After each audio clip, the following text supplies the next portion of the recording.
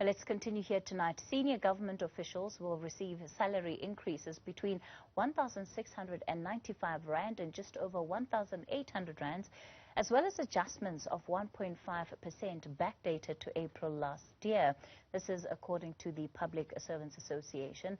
A 2020 study by Business Unity South Africa revealed that the public service wage bill accounted for just over a third of government's spending. Well, we're joined by Claude Naicker, the National Manager of the Public Servants Association, and DENOSA President Simon Hlungwani. Good evening to both of you, and thank you so much for your time.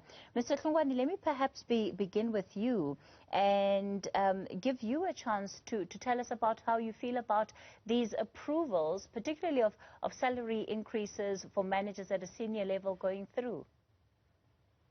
Well, good evening, Kathy, and thank you for having us. I must say I'm representing the Joint Mandating Committee of COSATU, and our reflection is that we are happy with the fact that at least government is trying to move to address the imbalances. As you would recall that the SMS levels have not received any increase from 2020, and you would recall as well that in 2018 they just received below the inflation targeted. However, we must say we're welcoming this as a correct step towards the right direction. The people who are most vulnerable are the lower earning classes. So we think because they've started with these amounts, it means the level 1 to level 12 will receive way more than this because they are more destitute and more vulnerable than the current situation. So we welcome it and think it's a good step in the right direction. And we are thinking this is a good footstep for the level 1 to level 12 that must receive more because the wage gap and the amount they receive is way lower than what they would get. If I were to give an example, is that with the 1.5 that would have received as a pay progression last year, when they said 1.5 for a person very low at level 3, the meaning of the amount was below 300 Rand. So you can see it now if they give a level 16 1,800 and you compare with the 300 Rand, it tells you that it means the lower level must get even more for this particular financial year. Thank you very much, Claude, when you look at what the impact of these increases are likely to have on workers, speak to us about what some of those might be. Well, look, I got to agree with Simon there. They haven't the SMS cadre.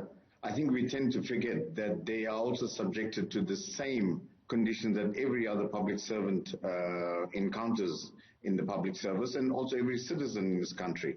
They're also faced with the increase in the price level of basic commodities, increase in tariffs as far as electricity is concerned, fuel prices, transport costs.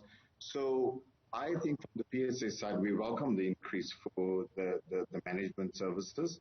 The impact that you've alluded to, you must remember that the cash allowance that is being paid, not only to the senior management services, but to the employees that are on levels 1 to 2, is a non-pensionable allowance.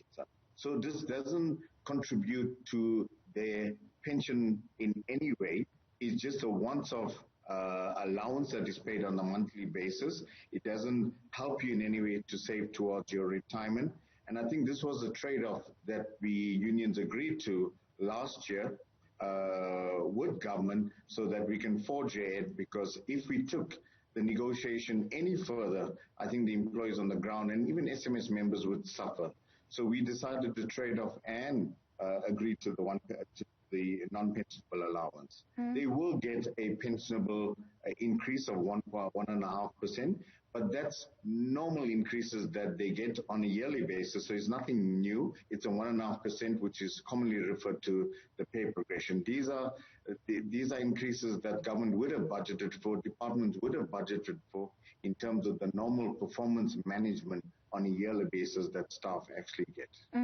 Simon, let's talk about the impact of these salary increases from a boosting morale perspective, because we know that lots of civil servants have been at the front line of the COVID-19 pandemic, and yet the lack of increases over the last 2 years has really sent a message to them that they're not as fully appreciated as they should be. Well, Kathy, I think you are spot on. Having been in the cold face of service delivery during the difficult time of COVID-19. And you would remember that there was no compensation or even some feel to even compensate those who were in the front line of services, like the nurses and doctors during that particular time. We think if government during these particular negotiations that we're heading on, we're currently on, if they can give and remember that they must give the real COLA, which is the cost of living adjustment, other than these gratuities and below adjustment levels, below inflation adjustments, it will boost the morale of the workers, particularly if they would feel like they have a caring government. So that's why we're saying, because they are now giving the SMS level, which is level 13 to level 16, it means something more is coming for level 1 to 12 to boost their morale. Most of their colleagues have died. Most people, I know of some nurses who I do know of a nurse who has got collapsed lungs and still battling COVID-19 complications because she was in the line of duty. Now, how do you make that nurse feel that I have a caring employer? You can only do so if you provide proper COLA that will adjust, including the pensionable allowances and many others. But make them feel that they belong in this country. The pressure they feel, like the increase of petrol, the increase of electricity, many other, the rates and taxes. You can see even the city of Tshwane cutting electricity. It will happen to public servants if they're not getting enough money to be able to pay for such. So if these compensations can be reworked, including the housing, it will definitely make workers feel they are cared for and they have a good employer. But if they don't look into that, I think hell will break loose because people are impatient at the current moment. Claude, let's talk about the approach then to the current or upcoming negotiation cycle. What is the posture that you're taking going into those? Well, we've already commenced with the process. We, as the PSA, with some of the other unions, have already tabled our demands, not formally at the bargaining council. We're waiting for our counterparts from the COSATU unions to also consolidate their demands. Once that is done, we will actually schedule a special council meeting where we will consolidate our demands and present our demands to the employer. At the moment, we're looking at a 2% plus inflation-linked salary increase. As Simon alluded to, one of the other key factors of demands that we're presenting is housing for government employees. A lot of government employees unable to afford decent housing at this stage. So we're trying to work out a scheme or a mechanism or a framework where public servants are able to afford decent homes so that they can live in, something that they to date haven't been able to do so over a number of years. And we've had this issue on the table for a number of years, and we haven't come to terms or come to an agreement where government employees can actually afford decent homes. But the process is in motion. By the latter part of February, we would kickstart our negotiation process with the government itself. We're also looking at the allowance that is currently being given to public servants, that it should form the baseline of the salary increases, that it should be pensionable, so that those employees also towards the latter part of the career can save or contribute towards the pension fund and obviously live a comfortable life when they do retire and not rely solely on the government in terms of social grants and so forth.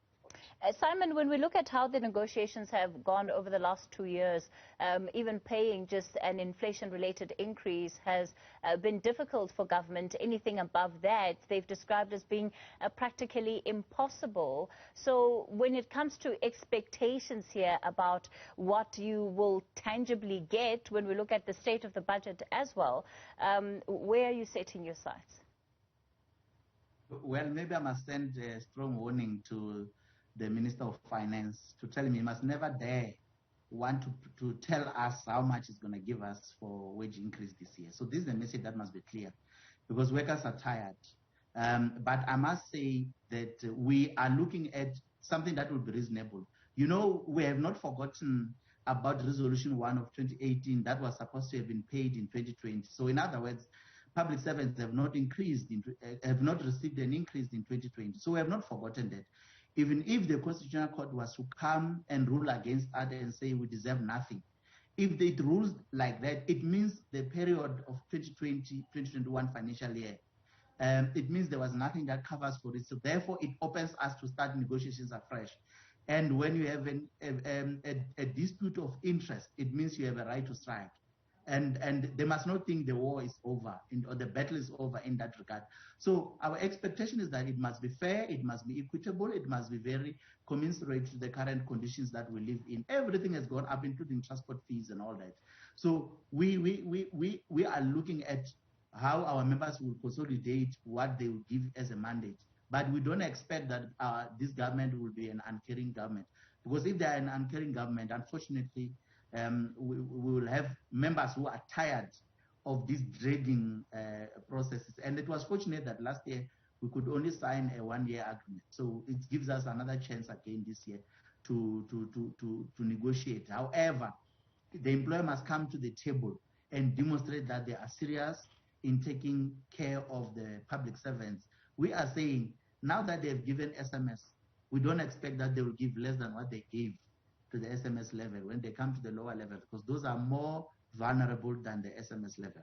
While we think it is good as well to give the SMS because they were not getting anything for more than 3 years so far. So we think as a starting point, it must be fair, it must be equitable, and it must be reasonable. And we don't expect anything below the inflation. And we expect the real COLA to be implemented or offered on the table. So we'll see as it goes. That's our view. Simon Hlungwani and Claude Naicker, let's leave it there for tonight. Thank you both for your time.